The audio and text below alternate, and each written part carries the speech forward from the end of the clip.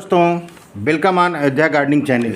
दोस्तों, आज हम इस वीडियो में बहुत स्पष्ट और संक्षिप्त तरीके से सीखेंगे कि घर पर ही धनिया कैसे उगाएं और वो धनिया की जो पत्तियां हैं बड़ी स्वस्थ और ऑर्गेनिक हों। तो दोस्तों, सबसे पहले मैं आपको सजेस्ट करूंगा कि आप बाज़ार से किसी अच्छे ब्रांड की धनिया ले आएँ खड़ी।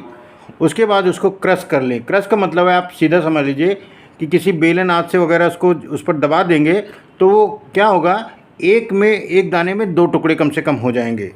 उसके बाद इन टुकड़ों को 7 से 8 घंटे के लिए आप इसको पानी में मिला दीजिए, पानी में डाल दीजिए।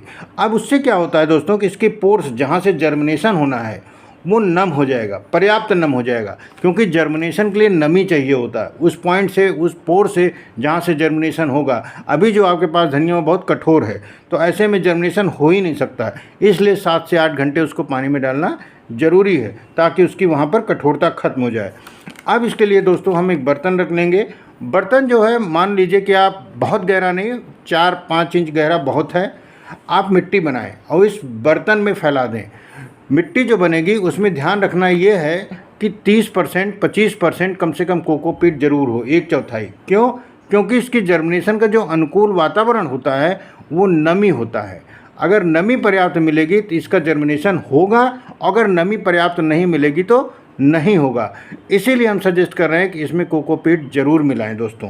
अब कोकोपीट अगर आपके पास नहीं है तो नारियल जो बाज़ार में मिलते हैं उसके जो छिलके होते हैं वो भी आप छोटे छोटे टुकड़े करके डाल सकते हैं, वो भी एक अल्टरनेटिव है।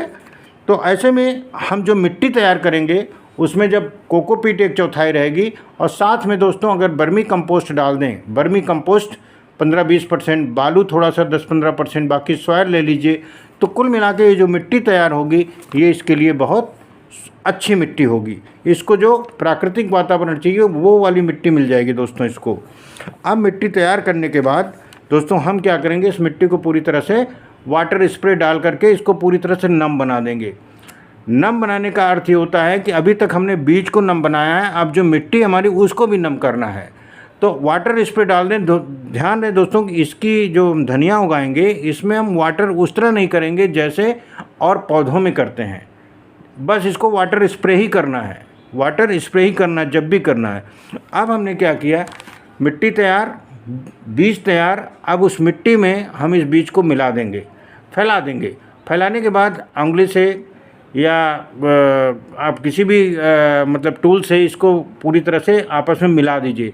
मिला देने के बाद आप छोटा सा टुकड़ा, एक मुट्ठी कोकोपीट और लीजिए और ऊपर से डाल दीजिए। अगर कोकोपीट आपके पास नहीं बच रही है, कोई ज़रूरत नहीं है, आप उसमें फैलाने के बाद हल्का से ऊपर वाटर स्प्रे दोबारा कर दीजिए। इसको करने के बाद दोस्तों आप इसको छोड़ दीजिए, आप शेडेड एरिया में इसको रख दीजिए, बस ब्राइट लाइट जाती हो, और उसके बाद हर रोज़ इस पर एक बार वाटर स्प्रे पूरे पे अच्छी तरह से कर दीजिए। 8 से 10 दिन के बाद देखेंगे कि इसमें जर्मिनेशन शुरू हो जाएगा दोस्तों। 8 से 10 दिन के बाद क्या होगा, जर्मिनेशन शुरू हो जाएगा।